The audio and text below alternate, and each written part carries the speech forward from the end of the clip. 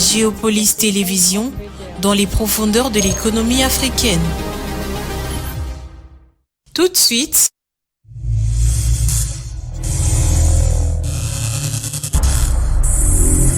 le journal.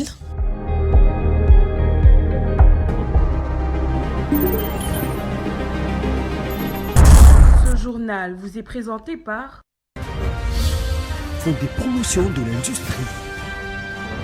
Votre partenaire privilégié pour la réussite de vos projets.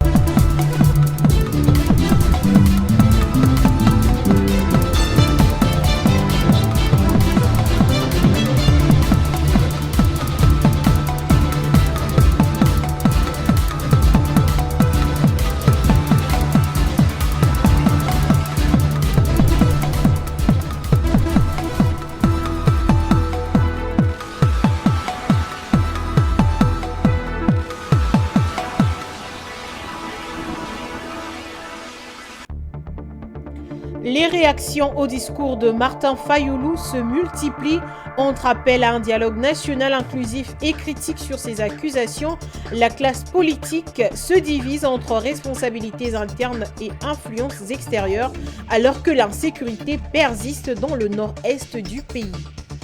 Et puis, le Léopard connaissent désormais leurs adversaires potentiels pour les barrages internationaux prévus au Mexique en mars prochain. Tête de série, grâce à leur classement FIFA, la RDC n'aura qu'un seul match à jouer pour espérer un retour en Coupe du Monde 52 ans après. À l'international, au Cameroun, l'association bananière du Cameroun a confirmé depuis septembre 2025 le retrait de BPL, une entreprise de production de bananes, de la liste des exportateurs sans en préciser les raisons. Malgré cette exclusion, la filière banane affiche des chiffres encourageants. Bonsoir à toutes et à tous, il est 19h30 et bienvenue à cette grande édition. Démarrons ce journal avec l'appel au dialogue adressé au chef de l'État par l'opposant Martin Fayulu.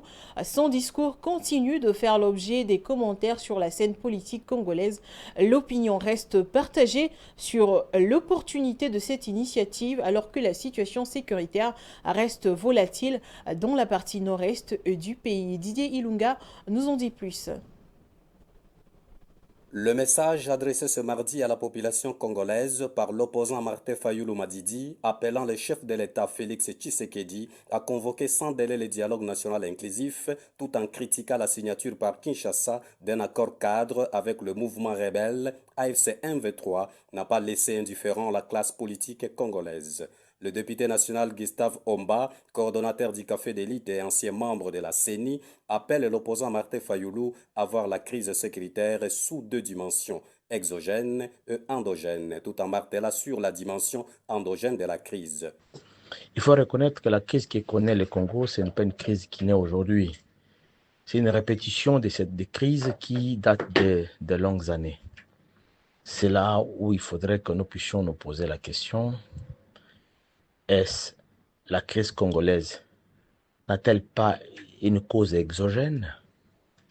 À ce que je sache, le Congo, sa situation, son instabilité, n'a rien à voir avec les problèmes internes d'abord. Le vrai problème est externe.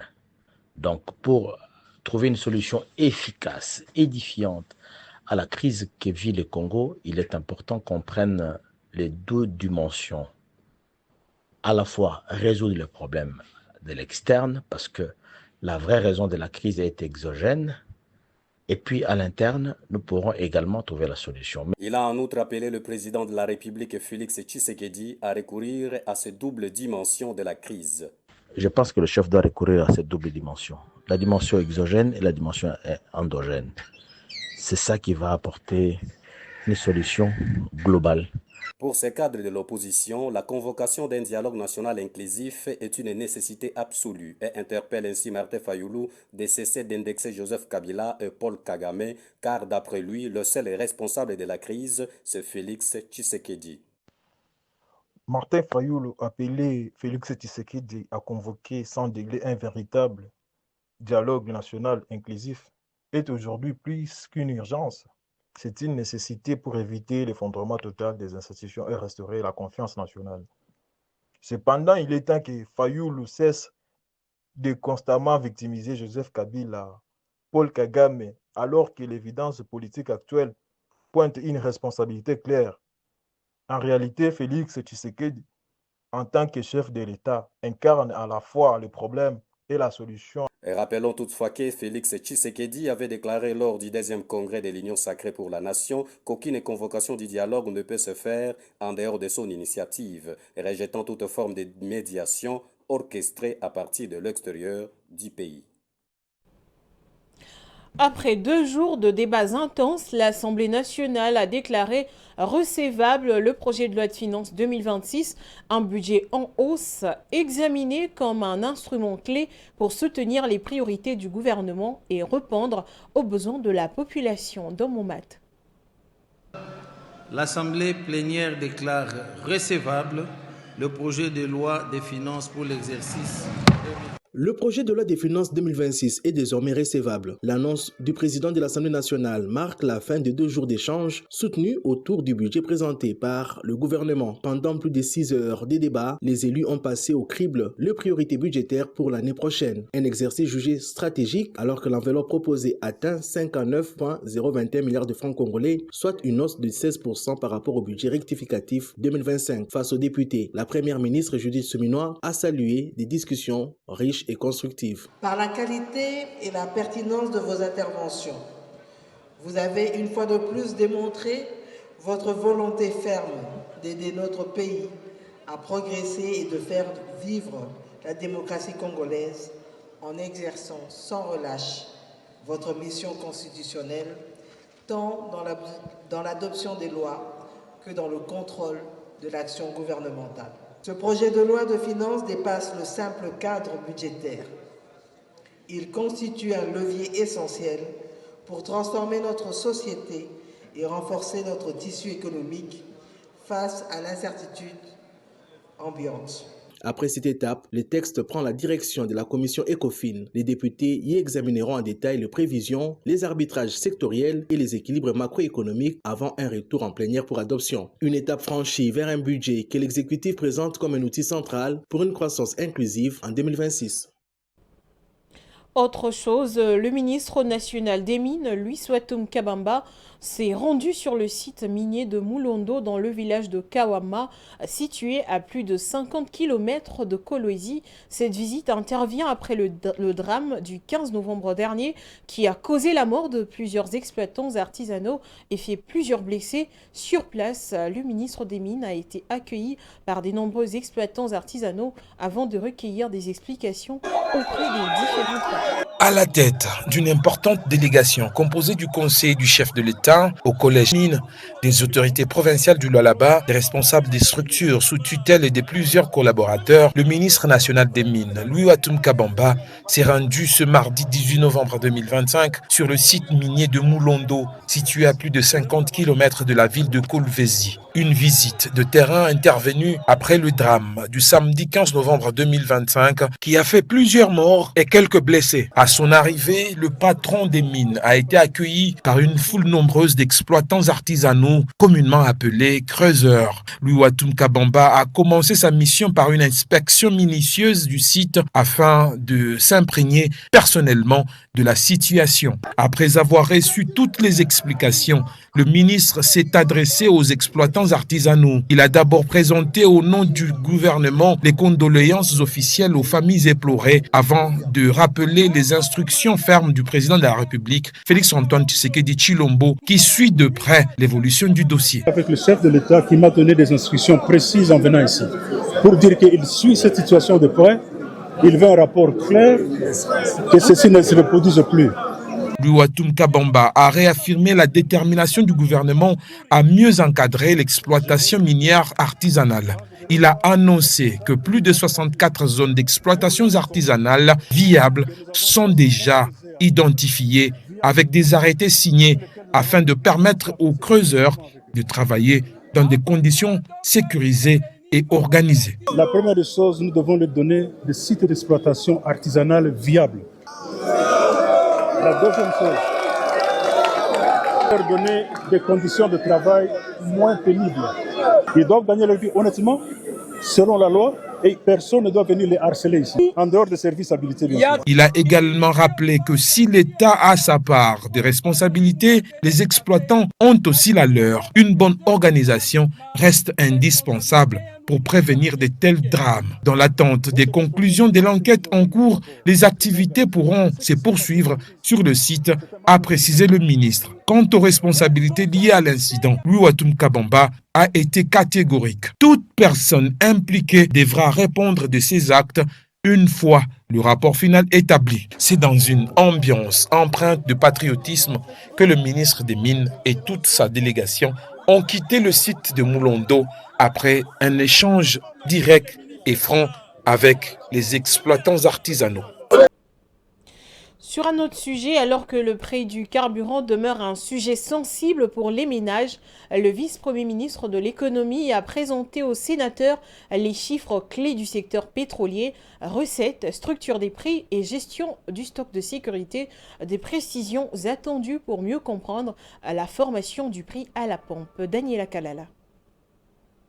À l'hôtel Golden Tulip de Kinshasa, le vice-premier ministre de l'économie a été longuement auditionné par les sénateurs de commission ECOFIN. Au centre des échanges, la formation de prix des produits pétroliers, un dossier stratégique qui continue de préoccuper tant le parlementaire que la population, alors que le coût du transport demeure élevé. Les sénateurs ont cherché à éclaircir la gestion de certaines lignes sensibles, notamment les stocks de sécurité et les interventions économiques de mécanismes qui pèsent directement sur le prix final à la pompe. Pour lever les zones d'ombre, Daniel Mukoko Samba a présenté la contribution réelle du secteur pétrolier aux finances publiques. Il a affirmé que les recettes générées avaient permis de combler un gap budgétaire de plus de 328 milliards de francs congolais, tout en alimentant de fonds tels que le FONER dédié à l'entretien de routes. Une mise au point que le gouvernement qualifie d'exercice de transparence, alors que la formation de prix du carburant demeure sous étroite surveillance, aussi bien au Parlement que dans l'opinion. Au ministère de la Santé publique, Hygiène et Prévoyance sociale, le ministre Dr Simon Roger Kamba a présidé une séance de plaidoyer consacrée à la mobilisation des acteurs institutionnels, techniques et financiers pour appuyer la mise en œuvre de la stratégie PEN+ en RDC. Cette rencontre vise à renforcer l'action nationale contre les maladies non transmissibles. Elle s'est tenue dans un contexte d'engagement renouvelé du gouvernement à améliorer la prévention, la prise en charge et la surveillance des MNT conformément aux recommandations de l'OMS et à l'objectif d'intégrer pleinement ces interventions dans les soins de santé primaires. Pour plus de détails, je vous laisse suivre le ministre de la Santé, Dr Samuel Roger Kamba, dont les propos ont été recueillis par Dans mon mat. Il est très important pour nous de passer un message au monde que la RDC est définitivement engagée pour que les maladies non transmissibles qui sont un shift de notre épidémiologie ne nous dépassent pas comme elles ont dépassé dans beaucoup de pays dans le monde. En effet, leurs coûts exorbitants nécessitent qu'on les prévienne à l'avance. Vous avez vu dans la présentation du paquet de soins fait par le coordonnateur qu'on passe du paquet de base et qu'on rajoute seulement l'hypertension artérielle dans la prise en charge, on double le budget.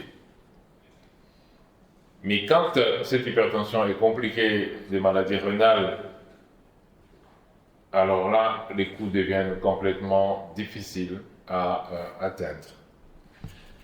Nous avons donc, dans le cadre du ministère, évalué les différents programmes proposés par l'OMS, d'abord le PEN et puis ensuite le PEN+.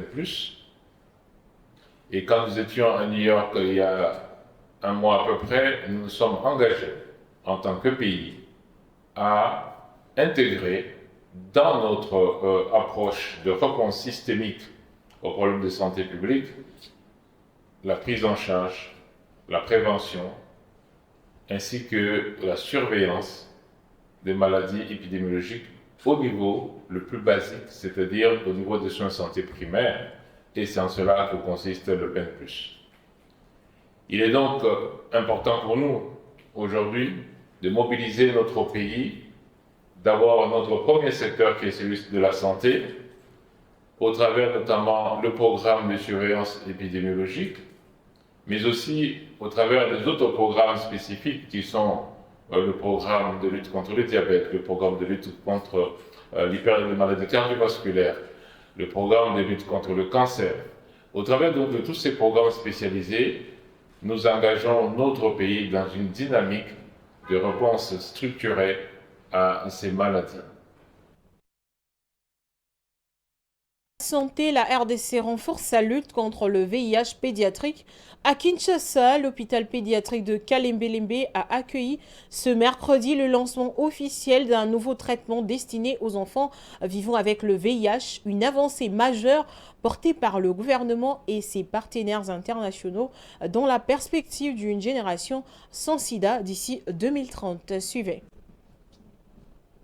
À l'hôpital pédiatrique de Kalembelembe, autorités sanitaires, partenaires techniques et familles se sont réunis pour marquer une nouvelle étape dans la prise en charge du VIH chez l'enfant. C'est ici, dans cette institution emblématique de la capitale, Kinshasa, que le nouveau traitement PALD a été présenté pour la première fois. Le responsable médical de Kalembelembe salue d'abord le choix de son établissement comme site de lancement. Pour elle, cette cérémonie reconnaît le rôle historique de l'hôpital dans la prise en charge pédiatrique et renforce la détermination des équipes à offrir des soins adaptés aux enfants vivant avec le VIH.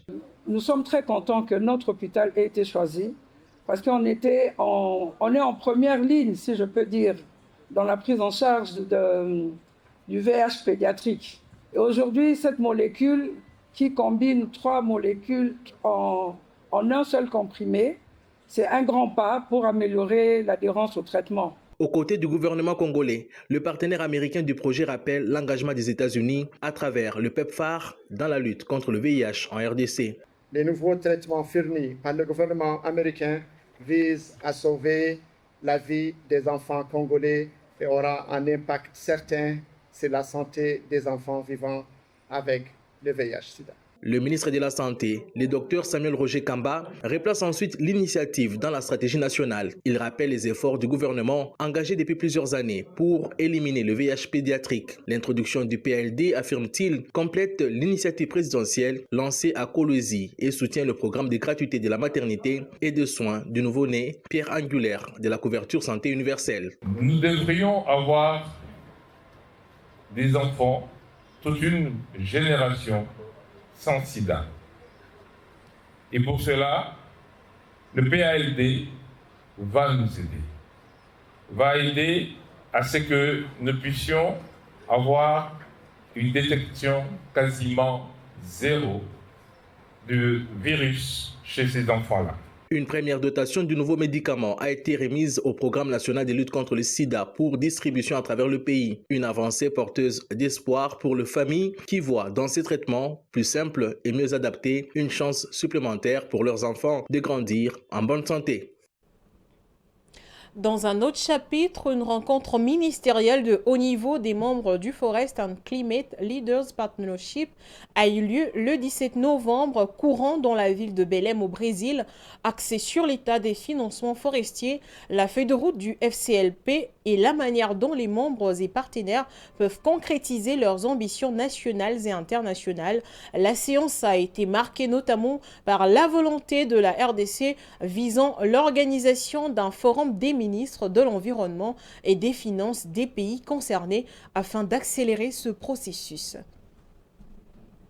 Prenons la parole, la ministre de l'Environnement, Développement durable et Nouvelle économie du climat, Marie Nyangendambo, a centré son intervention sur les questions cruciales du financement de forêts avant de souligner l'engagement inébranlable de la RDC dans ces secteurs. Elle s'est ensuite posé des questions sur comment cette feuille de route peut-elle aider les membres et les partenaires à considérer leurs ambitions tant au niveau national qu'international et aussi à savoir qu'y a-t-il de solutions spécifiques visant la promotion politique méritant une attention particulière en raison de leur impact potentiel. Marché carbone, la RDC concentre ses efforts sur le développement de marchés carbone forestiers de haut niveau, haute intégrité et sera un acteur actif au sein de la coalition RED+.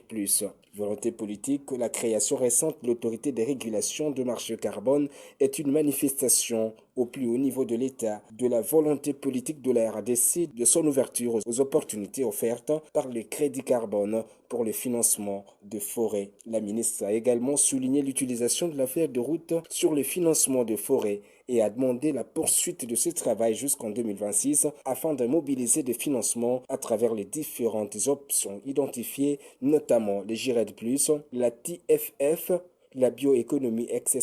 En conclusion, la ministre de l'Environnement a formulé une proposition concrète pour accélérer la mise en œuvre de solutions financières. Elle se résume par la convocation d'une grande réunion au niveau international réunissant les ministres de l'Environnement et ceux de Finances afin de travailler ensemble à la mise en œuvre de ces solutions financières à grande échelle. En sport, la sélection nationale de la République démocratique du Congo fait un bond dans le classement FIFA du mois de novembre, mis à jour ce mercredi 19 novembre par l'organe fêtier du football mondial. Les Léopards gagnent 4 places au monde et 3 en Afrique, se positionnant à la 56e place mondiale et 9e place en Afrique après sa qualification en barrages intercontinentaux en éliminant respectivement le Cameroun et le Nigeria. Les Léopards de la République démocratique du Congo connaissent leurs adversaires potentiels pour les barrages intercontinentaux qui se joueront au Mexique en mars prochain. Grâce à son bon positionnement au classement FIFA, la RDC sera tête de série et ne jouera qu'un seul match pour relever de la qualification au mondial 52 ans après. Daniela Kalala nous donne les détails dans cet élément. La nuit du 18 au 19 novembre 2025 a complètement bouleversé la zone CONCACAF. Les Panama, pourtant barragistes au coup d'envoi, a validé son billet pour la Coupe du Monde après un large succès 3-0 contre El Salvador. Dans le même temps, les Suriname, battus 3-1 par les Guatemala, doivent se contenter d'une place en barrage malgré ses 9 points. Dans le groupe B, l'Haïti a confirmé sa domination en s'imposant 2-0 contre les Nicaraguayens et rejoint directement le mondial. Le match nul entre le Jamaïque 11 points et Curaçao a renvoyé les Jamaïcains en barrage. Ces résultats complètent définitivement la liste de barragistes intercontinentaux. La RD Congo pour l'Afrique, la Bolivie pour l'Amérique du Sud, la Nouvelle-Calédonie pour l'Océanie, l'Irak pour l'Asie, ainsi que le Suriname et le Jamaïque pour la CONCACAF. Conséquence, la RDC évite le premier tour. Grâce à son classement FIFA du mois d'octobre, les Léopards sont propulsés directement en finale de barrage. Il faut noter que peu importe le classement FIFA, rien ne changera pour la RDC puisqu'elle dépasse ses prétendants hormis l'Irak pour l'instant. Place à présent au tirage au sort de ce jeudi 20 novembre pour connaître la composition des autres qualifiés qui, eux, joueront le préliminaire. Mesdames et messieurs, l'actualité, c'est aussi en dehors de nos frontières nationales.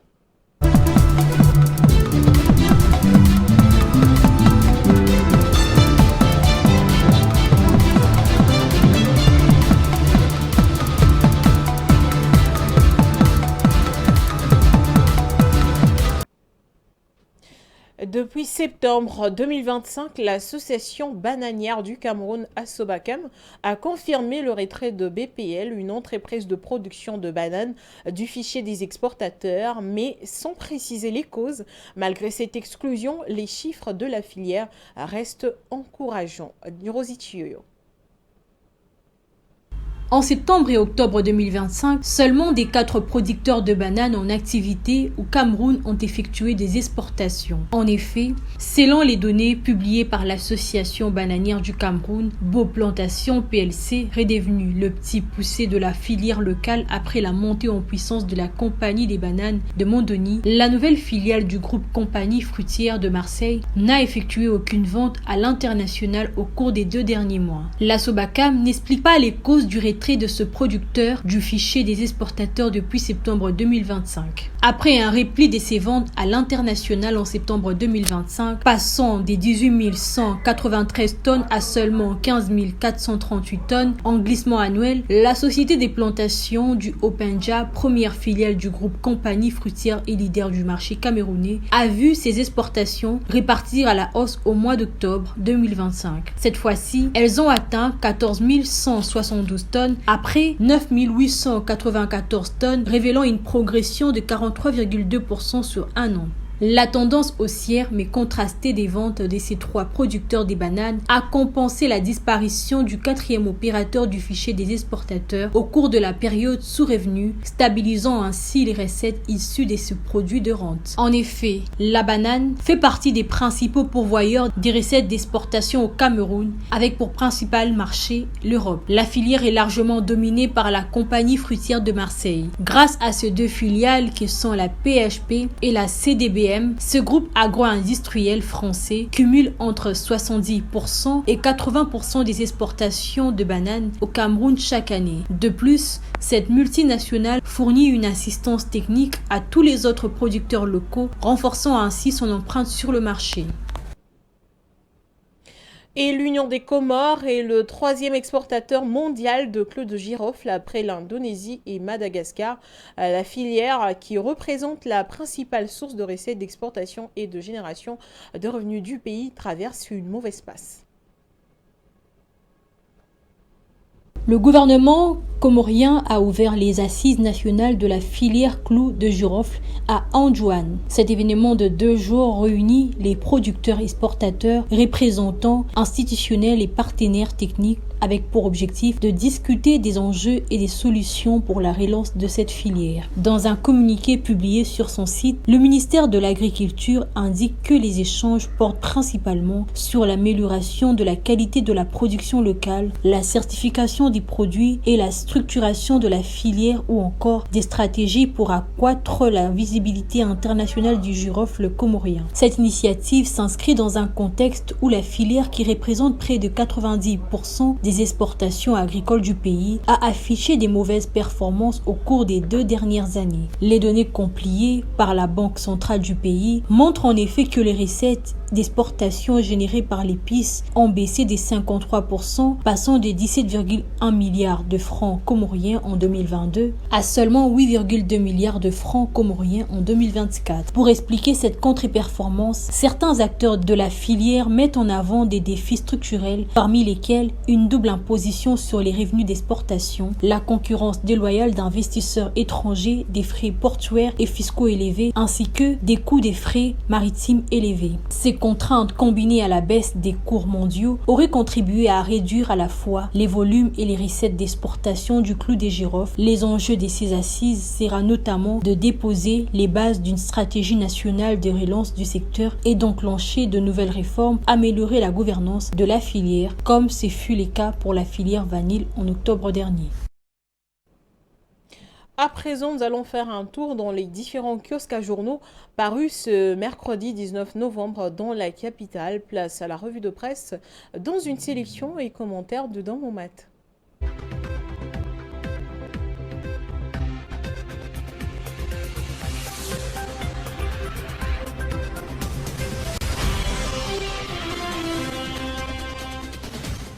Mesdames, Messieurs, bonsoir. Adresse Fayoulou et budget national, tels sont les 2 axes majeurs retenus par le journal ce mercredi. Congo Nouveau rapporte que Martin Fayoulou a une nouvelle fois invité le président de la République, Félix Tshisekedi, à œuvrer sur la cohésion véritable qui ne peut naître qu'un dialogue national inclusif. Dans son message du 18 novembre 2025, il rappelle qu'aucun accord extérieur ne peut prévaloir sur une attente interne. Une mise en garde formulée après la signature de l'accord cadre de Doha avec l'AFC Barham 23 et alors qu'un possible tête-à-tête entre Tshisekedi et Kagame pourrait se tenir à Washington. Le journal souligne que pour Fayoulou, si ce dialogue n'est pas convoqué sans délai, l'histoire les tiendra responsables de la balkanisation du Congo aux côtés de Paul Kagame et Joseph Kabila. La procédure Prospérité introduit une lecture opposée avec la lettre ouverte du Front anti-dialogue adressée à Fayoulou. Tout en reconnaissant la pertinence de son rappel sur la souveraineté nationale et l'intangibilité territoriale, les mouvements s'interrogent sur la place accordée à un dialogue national inclusif. S'appuyant sur plus de 20 ans de processus jugés infructueux, il estime que les conférences passées n'ont jamais permis de stopper l'agression, de restaurer l'autorité de l'État, ni de mettre un terme aux complicités internes.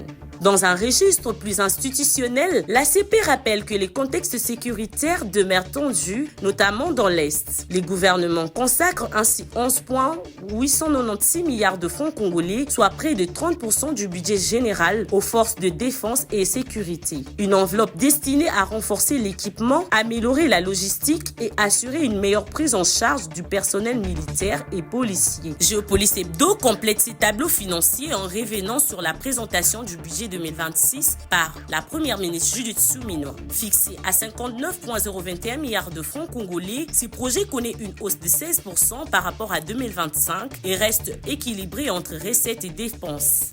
5 priorités sont établies. 11,896 milliards de francs congolais pour la sécurité et la défense, 11,972 milliards pour l'économie, dont 3,546 milliards destinés à la mécanisation agricole et aux routes des dessertes, 6,657 milliards pour l'éducation, 5,572 milliards pour la santé, incluant la couverture santé universelle, et 1,211 milliards pour la protection sociale. Enfin, Chronique Info évoque un scandale majeur à la Sokoda, où plus de 25 millions de dollars auraient été collectés, 35,882 dollars versés aux artistes. Selon l'inspection générale des finances, les systèmes seraient minés par l'opacité et une gouvernance contestée, faisant planer une menace sérieuse sur l'avenir du secteur culturel congolais. Fin de cette revue de presse, au revoir.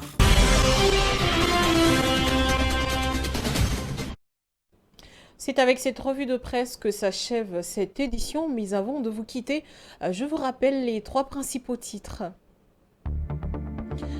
Les réactions au discours de Martin Fayoulou se multiplient entre appel à un dialogue national inclusif et critique sur ces accusations. La classe politique se divise entre responsabilités internes et influences extérieures, alors que l'insécurité persiste dans le nord-est du pays. Et puis les léopards connaissent désormais leurs adversaires potentiels pour les barrages intercontinentaux prévus au Mexique en mars prochain. Tête de série, grâce à leur classement FIFA, la RDC n'aura qu'un seul match à jouer pour espérer un retour en Coupe du Monde 52 ans après. Enfin, à l'international, au Cameroun, l'association bananière du Cameroun a confirmé depuis septembre 2025 le retrait de BPL, une entreprise de production de bananes, de la liste des exportateurs sans en préciser les raisons. Malgré cette exclusion, la filière banane affiche des chiffres encourageants. Ce journal est terminé, mesdames et messieurs. Merci de votre confiance et fidélité à Géopolis Télévision. Je vous dis à très bientôt et passez une excellente soirée.